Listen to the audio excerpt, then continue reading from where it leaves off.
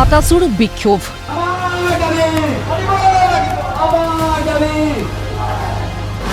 জিলা প্ৰশাসনৰ অকৰ্মণ্যতাৰ বাবে বিক্ষোভ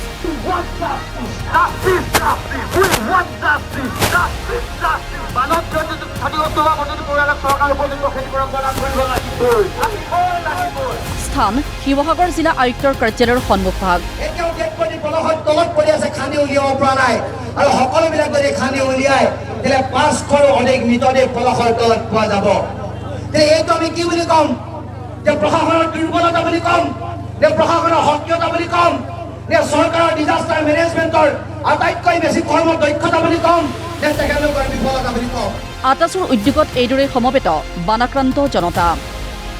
জলপ্ৰলয়ৰ ৩৫ দিন পাৰ হৈ যোৱাৰ পিছতো বানাক্ৰান্ত জনতাই নাপালে এককালীন ক্ষতিপূৰণ। সেইবাবেই আটাচুৰ নেতৃত্বত ৰাজপথলৈ ওলাই আহিল সৰ্বচন্ত্ৰ জনতা। বাইদেউ ঘৰ সম্পূৰ্ণ ডুবি ঘৰ ডুবি একদম একোৱেই নাইকিয়া হৈ গ'ল।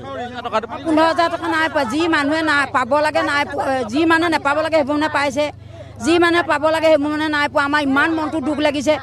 ১৫,০০০ টকাটো নাই দিয়া, নাই দিয়া, সকলো নাই দিয়া। চব নিলে, একোৱেই নাই। আপোনালোকে যদি বিশ্বাস নকৰে চাই আহিব। বাইদেউ ১৫,০০০ টকাটো পালে নাই পোৱা, আজিলৈকে পোৱা নাই। এপ্লিকেশ্যন কিমান দিলে? তিনি ঠাইত দিলোঁ, এতিয়ালৈকে নাই পোৱা।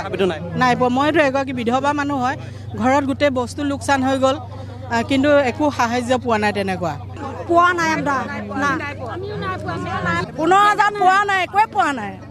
বিক্ষোভৰ নেতৃত্বত আটাচুৰ সভাপতি বসন্ত গগৈ। অসম আৰু অন্যান্য বহিৰাজ্যৰ ব্যৱসায়ীয়ে নাগালেণ্ডত চলাইছে অবৈধ খনন। পৰিণতি জলপ্ৰলয়। এই অসাধু আৰু অবৈধ ব্যৱসায়ী চক্ৰৰ বিৰুদ্ধে ব্যৱস্থা গ্ৰহণ কৰিবৰ বাবে অসম চৰকাৰৰ প্ৰতি আটাচুৰ দাবী। নতু ভয়ংকৰ পৰিস্থিতিৰ হুংকাৰ। আমি চৰজমিন তদন্ত কৰি আছোঁ যে প্ৰলয়ৰ প্ৰকৃত কাৰণ কি? ই নেচাৰেল কেলেমিটি নে মেন মেড ডিজাষ্টাৰ? যদি মেন মেড ডিজাষ্টাৰ হয় তাৰ কাৰণে জগৰীয়া কোন? যদি নেচাৰেল কেলেমিটি আছিলে চৰকাৰে কিয় বিহিত ব্যৱস্থা গ্ৰহণ নকৰিলে? প্ৰশাসনে কিয় এলাৰ্ম নিদিলে? কিয় জীৱন সম্পত্তি নিৰাপত্তাৰ কাৰণে তেখেতলোকে ব্যৱস্থা গ্ৰহণ নকৰিলে? কন্যাক জনগোষ্ঠীৰ প্ৰতিটো সংগঠনক নিমন্ত্ৰণ জনাইছোঁ। তেখেতলোকে খুব আন্তৰিকতা আহিছে। তেখেতলোকে কৈছে যে নাগালেণ্ড বাচিলে অসম বাচিব। গতিকে নাগালেণ্ডৰ মানুহবিলাকক ছেভ কৰিব লাগিব, তেতিয়া অসম বাচিব, অসমীয়া বাচিব। আমি সেই কথাটোকে কৈছোঁ। তেওঁলোকে কৈছে প্ৰপাৰ্টি আমাৰ, সম্পদ আমাৰ, লুণ্ঠন কোনে কৰিছে? অসমীয়া মানুহে কৰিছে। অসমৰ পৰা গৈ খান্দিছে, ইউ পি বিহাৰৰ পৰা গৈ খান্দিছে, মহাৰাষ্ট্ৰৰ পৰা গৈ খান্দিছে। ৰাস্তা পদূলি তেওঁলোকে বেয়া কৰিছে আৰু ইলিগেল মাইনিং তেখেতলোকে কৈছে, অবিজ্ঞানসন্মত কামবিলাক তেখেতলোকে কৰিছে। যে চৰকাৰে বিহিত ব্যৱস্থা গ্ৰহণ কৰিব লাগে। সেইকাৰণে আমি কৈছোঁ এই ক্ষেত্ৰত চৰকাৰে যদি বিহিত ব্যৱস্থা গ্ৰহণ নকৰে অনাগত পৰিস্থিতি ভয়ংকৰ হ'ব। জলপ্ৰলয়ৰ পিছত আৰু বহু কাম কৰিব লগা আছে ৰজাঘৰৰ। অনতিপলমে সকলো কাম শেষ কৰাৰ দাবী। লগতে আটাচু নেতৃত্বৰ বৃহৎ প্ৰতিবাদৰ হুংকাৰ। প্ৰতিবাদ হ'ব অহা 10 তাৰিখে। সমস্যা সমাধান শীঘ্ৰেই নকৰিলে পৰিস্থিতি হ'ব গুৰুতৰ। 18 কিলোমিটাৰ দিশৰ উন্মুক্ত মথাউৰি আছে, নিৰ্মাণ কৰিব লাগিব। 100 কিলোমিটাৰ মথাউৰি নিম্ন মানদণ্ড হৈছে দিশৌ, সেই মথাউৰি তেখেতলোকে নিৰ্মাণ কৰিব লাগিব। IIT বিশেষজ্ঞৰ দ্বাৰা ৰিচাৰ্চ কৰি দৰিকাৰ মথাউৰি নিৰ্মাণ কৰিব লাগিব। যদি নকৰে পৰিৱেশ বেয়া হ'ব, পৰিস্থিতি বেয়া হ'ব। মানুহবিলাক আমি মৰিবলৈ এৰি দিব নোৱাৰোঁ। চৰকাৰে কৈছিল যে জীৱন সম্পত্তি নিৰাপত্তা দিম। খিলঞ্জীয়া থলগিৰি ৰাইজৰ পক্ষত আছোঁ। এতিয়াতো উজনি অসমৰ এইখন জিলাৰ খিলঞ্জীয়া থলগিৰি ৰাইজ আজি গৃহহীন হৈছে, দিশহৰা হৈছে, কঁকাল ভাঙি গৈছে। তাৰ ৰেছপনচিবল কোনে ল'ব?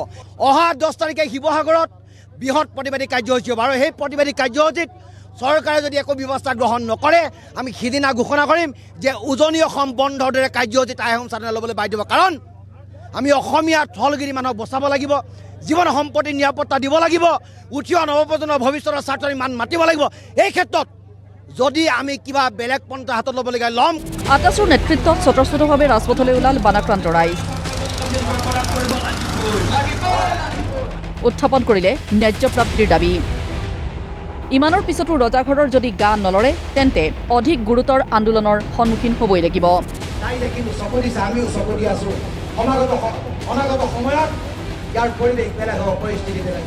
ভিডিঅ জাৰ্নেলিষ্ট মুস্তাকৰ সহযোগত মুজাক্কিৰ আহমেদৰ ৰিপৰ্ট, প্ৰতিদিন টাইম।